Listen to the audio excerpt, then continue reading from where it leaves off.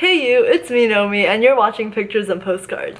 If you've watched any of my past travel vlogs, then you will know that I've been very blessed with the opportunity to travel through a few different countries.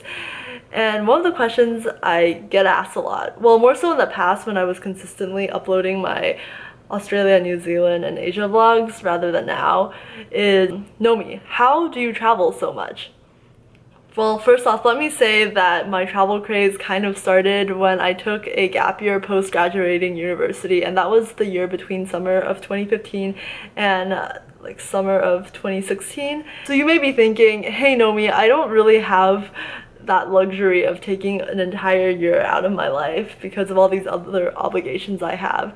And that's totally fine because honestly, as I started to accumulate these travels under my belt and lead this semi-nomadic lifestyle, I came to realize that traveling and incorporating travel in your everyday lifestyle is not as impossible as most people seem to make it out to be. So while I was in New York, I got to meet up with one of my fellow travel enthusiasts, Claire Petersen, and we decided to team up to give you our thoughts on this topic.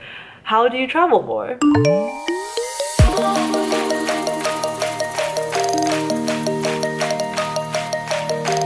Hey guys, this is my friend Claire. Hi! Me, I guess I've kind of lived in different countries as well, so my family happened to move to New Zealand, so I feel like that's when I first got my taste for travel. I live in England and Ireland. Because I'm in Europe, I can easily hop on a plane and go somewhere within an hour, so I've always gone to Amsterdam and Copenhagen and parts of Spain. Yeah, I've also been to China, Shanghai and Beijing and Hong Kong. I've been around. So step one is not only saying that you want to travel more, but actually believing that you will. Yeah, I completely agree with that. I think that's true for every aspect of life, but especially for kind of travel, I found that to be true. So that's what I thought when I was living in Ireland. I was working, but I knew I wanted to move to New York, and I didn't always see how it would happen. I didn't have necessarily the funds that you need to move over here, but I just knew it would happen, and I started making plans, and eventually it did all just fall into place, and here I am. And even though I'm starting a new job that's going to be full-time, I don't know how it's going to happen, but I believe I will continue traveling even when I'm on the clock. So this kind of brings me to step two, actually. You already have the time and money to travel.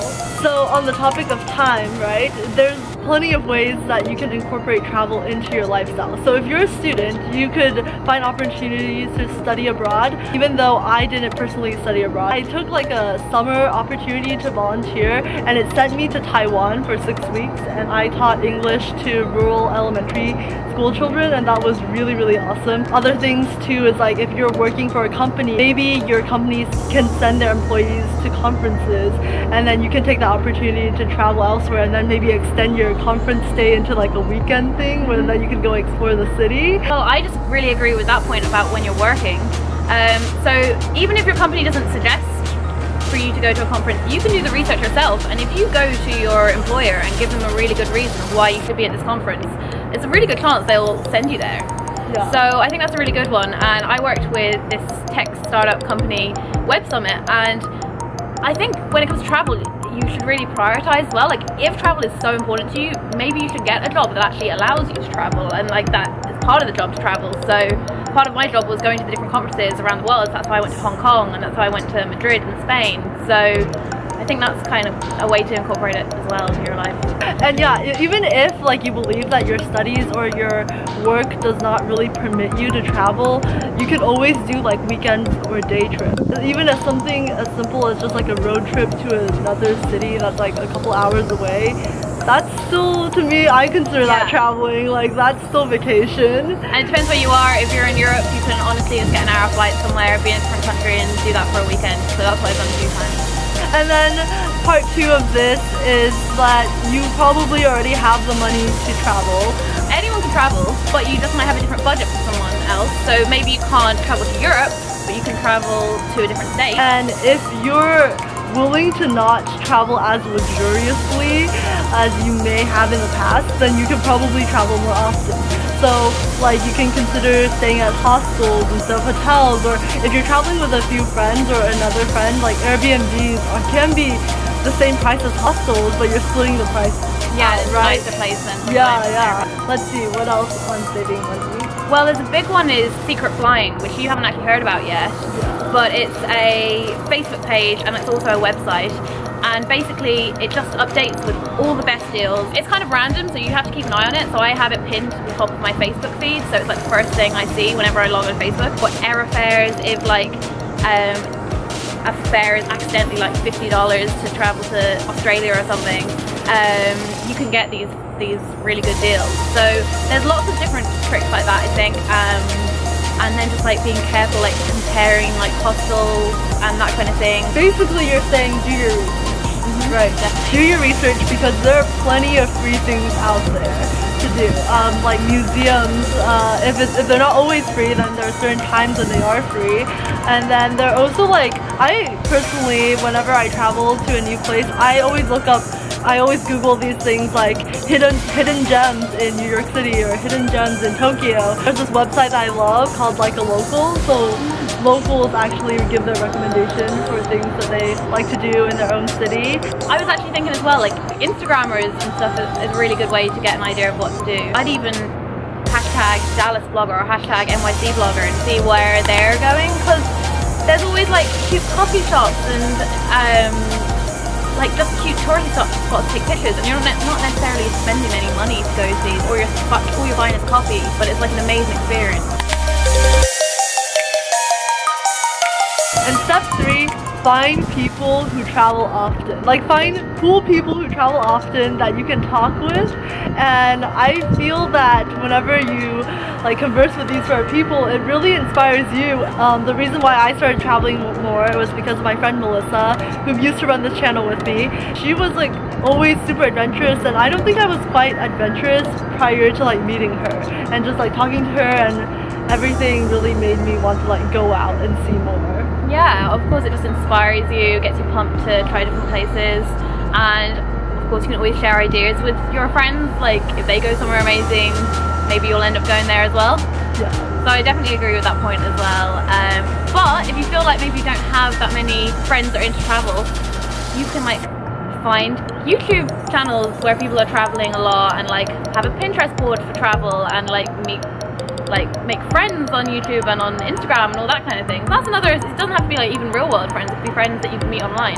Most definitely. I mean, I met Claire online, so and that's it. I think those were like our 3 simple steps for how you can start traveling more. Thanks so much for watching, and Claire does amazing travel vlogs, and she does like lifestyle and like fashion and photography type things, so you should definitely hop over to her channel. We are about to film a video for her channel too. It's a surprise, so make sure you go and check it out. So that pretty much sums it up. A lot of it has to do with your mentality on the situation, and while time and money will always be a limiting factor, it's really like how you manage it and how you perceive money and time. And how important is travel to you? I mean, if it's really important, then you will make time and money for it. But as I mentioned in that video with Claire, I have started a full-time job, which I started almost 2 months ago, and even though I am now in this like more stable situation in my life, I do not at all see myself ceasing my travels, even though I won't be traveling as often. In fact, I already have my next trip planned. I've booked my tickets to Boise. I struggle with saying this so much, I don't know why. Idaho, to visit my friend Linda around August 21st, because that's when the solar eclipse will be passing through America, and she just so happens to live relatively close to the path, so it's just like all the stars and moons aligned. But enough about me. I want to hear where you're going next. I mean, summer is upon us and this is peak travel season. And don't forget to visit Claire's channel for our secret video, which let me tell you, the reason why we said secret was because we had no idea what we were gonna film when we said that. So it was just like a good way to work around the fact that we had no idea what we were doing. But in retrospect, I can now tell you what that video is. It is a heart-to-heart on hitting your quarter-life crisis, or, you know, as we did, kind of hitting that quarter-life crisis a little bit before quarter-life. And just not knowing what the heck you're doing in life. So if you're feeling that way, let me tell you, we've both been there, and that video is our antidotes of how we overcame this roadblock.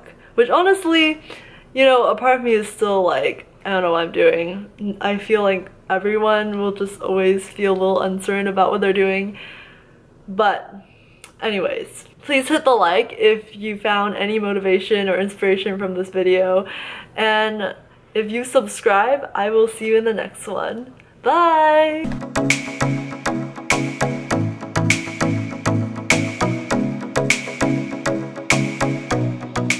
Dear friend, I've been planning this trip ever since my adventure partner in crime, Melissa, moved to the Big Apple last August. Let's just say that as soon as I saw a window of opportunity, I booked my tickets and it was New York, here I come.